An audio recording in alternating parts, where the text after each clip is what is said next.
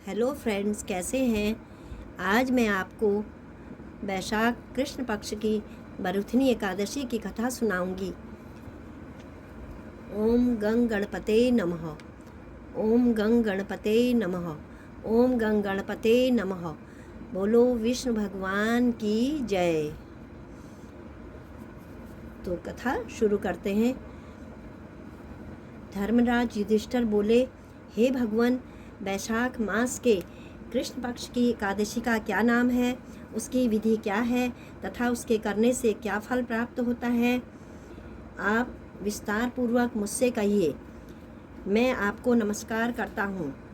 श्री कृष्ण जी कहने लगे, हे राजेश्वर, इस एकादशी का नाम बरुथिनी है।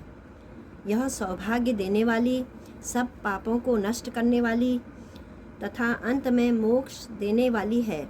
इस व्रत को यदि कोई अभागिनी स्त्री करे तो उसको सौभाग्य मिलता है। इसी बरुथनी एकादशी के प्रभाव से राजा मानधाता स्वर्ग को गया था। बरुथनी एकादशी का फल 10,000 वर्ष तक तप करने के बराबर होता है। कुरुक्षेत्र में सूर्य ग्रहण के समय एक मन स्वर्ण दान करने से जो फल प्राप्त होता है, वही फल बरुथिनी एकादशी के व्रत करने से मिलता है। बरुथिनी एकादशी के व्रत को करने से मनुष्य इस लोक में सुख भोग कर परलोक में स्वर्ग को प्राप्त होता है। शास्त्रों में कहा गया है कि हाथी का दान घोड़े के दान से श्रेष्ठ है। हाथी के दान से भूमि दान, भूमि के दान से तिलों का दान, तिलों के दान से स्वर्ण का दान तथा स्वर्ण के दान से अन्न का दान श्रेष्ठ है। अन्न दान के बराबर कोई दान नहीं है। अन्न दान से देवता, पितर और मनुष्य तीनों तृप्त हो जाते हैं। शास्त्रों में इसको कन्यादान के बराबर माना गया है। बरुथिनी एकादशी के व्रत से अन्नदान तथा कन्यादान दोनों के बराबर फल मिलता है। जो मनुष्य लोभ के वश होकर कन्या का धन ले लेते हैं, वे प्रलय काल तक नरक में वास करते हैं या उनको अगले जन्म में बिलाव का जन्म लेना पड़ता है। जो मनुष्य प्रेम एवं धन सहित कन्या का दान करते हैं, उनके पुण्य को चित्रगुप्त भी लिखने में असमर्थ हैं। जो मनुष्य इस बरुथिनी एकादशी का व्रत करते हैं, उनको कन्या का दान का फल मिलता है।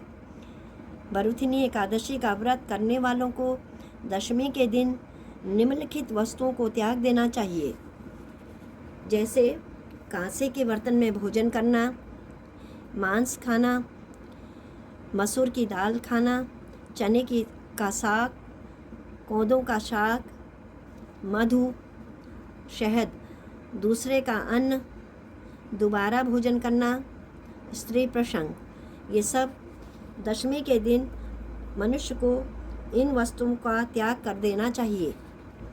व्रत करने वाले दिन जुआ नहीं खेलना चाहिए तथा शयन भी नहीं करना चाहिए।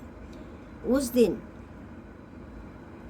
पान खाना, दातून करना, दूसरे की निंदा करना तथा चुगली करना एवं पापी मनुष्यों के साथ बातचीत सब त्याग देना चाहिए। उस दिन क्रोध, मिथ्या भाषण का त्याग कर देना चाहिए। इस व्रत में नमक, तेल अथवा अन्न वर्जित है। हे राजन, जो मनुष्य विधिवत इस एकादशी को करते हैं, उनको स्वर्गलोक की प्राप्ति होती है। अतः मनुष्य को पापों से डरना चाहिए। इस व्रत के महात्म्य को पढ़ने से 1,000 गोदान का फल मिलता है। इसका फल गंगा स्नान के फल से भी अधिक है। इस प्रकार बरुथनी एकादशी की कथा समाप्त हुई। इस प्रकार इस एकादशी महात्म्य का 11वां अध्याय समाप्त हुआ। फलाहार, इस दिन मनुष्य को खरबूजे का सागार लेना चाहिए।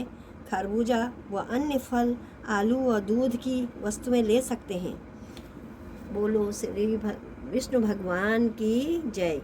श्रीमन नारायण नारायण नारायण, भजमन नारायण नारायण नारायण, श्रीमन नारायण नारायण नारायण, श्रीमन नारायण नारायण नारायण, भजमन नारायण नारायण नारायण।